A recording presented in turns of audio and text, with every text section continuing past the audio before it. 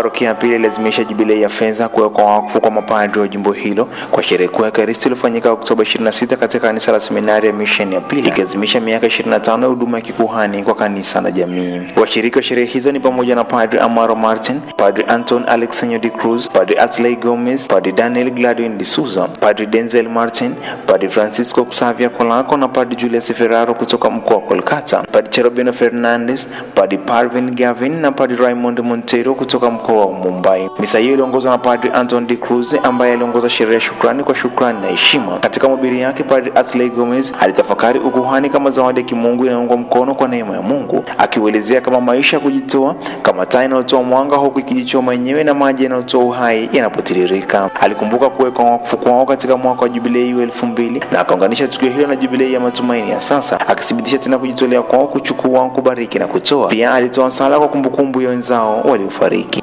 Padri Nazareth Fernandez, mkuu wa jumuiya ya Pila, aliwapongeza waumini wa jubilei kwa miaka ya 25 kwa huduma na kualika waumini kuombea mito mipya kwa jumuiya ya misionari ya Pila.